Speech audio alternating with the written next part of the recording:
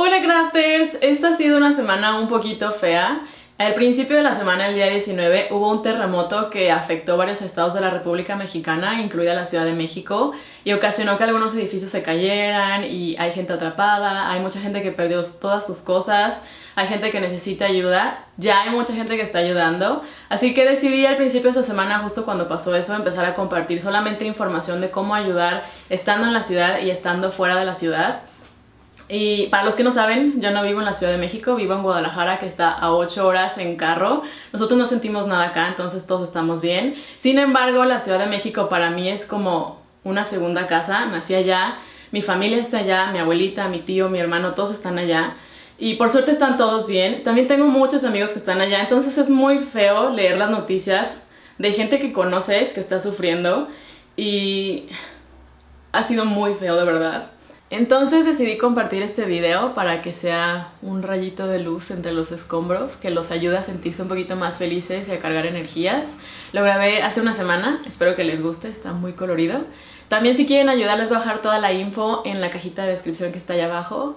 Y pues nada, empecemos con el video.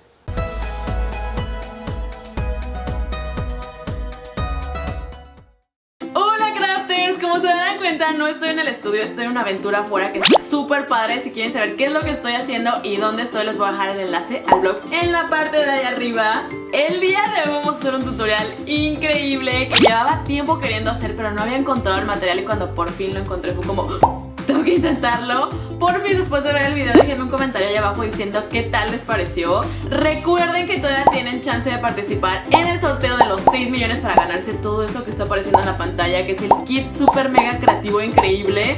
Lo único que tienen que hacer para participar es seguir los pasos que les voy a dejar abajo en la cajita de descripción. Y ahora sí, empecemos con el tutorial. Para hacer esta increíble lámpara neón, lo primero que tenemos que hacer es en una hoja dibujar la figura que queremos que tenga. Yo voy a hacer un cactus. Cuando te guste cómo se vea, vamos a utilizar alambre más o menos grueso pero que puedas moldear con tus manos. Y con este alambre vamos a ir siguiendo el contorno de la figura que hicimos. Importante, fíjate que le dejo un sobrante del lado izquierdo para que se pueda sostener. Entonces vamos a ir moldeando con paciencia y con mucho cuidado para que nos quede bien. Esta parte no es difícil, solo es tardada si quieres que quede perfecto. Lo bueno es que estás utilizando un alambre que puedes moldear con las manos. Y después de un rato ya vas a tener la figura, trata de que quede plana, que no quede como doblada. Y ahora vamos a utilizar esmalte para pintar este alambre. Yo estoy utilizando esmalte verde para que se parezca al color del neón verde que va a tener este cactus. Este paso en realidad es opcional, podrías no hacerlo, pero se va a ver mejor si lo pintas. La verdad es que una lámpara no era suficiente porque ya tenía tiempo queriendo hacer esta idea, entonces también estoy haciendo una lámpara de nube. ¡Yay! Y lo más loco es que al pintar con el esmalte parece que se desaparece porque es blanco. Mientras esperamos a que esto se seque, vamos a hacer la base de nuestra lámpara de cactus. Yo estoy utilizando una maceta de barro porque es pesada y la voy a decorar con puntitos de pintura de muchos colores. Hacer los puntitos es súper fácil, solamente necesitas la parte de atrás de un lápiz, que es el borrador, y pintura de diferentes colores. Y al final se va a ver súper lindo como aquí. La verdad es que me encantó la mezcla de colores, pero siento que todavía le falta algo. Entonces voy a empezar a hacer líneas en la parte de arriba. Esto fue un poquito difícil porque traía los brazos muy adoloridos y notarás que mis líneas no quedaron súper rectas, pero creo que se ven muy bonitas. Ahora que el alambre ya está seco, vamos a tomarlo y medirlo para saber qué altura queremos que tenga y cortaremos el sobrante de la parte de abajo. Para que la lámpara se sostenga voy a utilizar esta tapa de plástico que queda perfecto con la maceta. Utilizaremos un marcador para dibujar dónde debería de ir la perforación para sostener este alambre.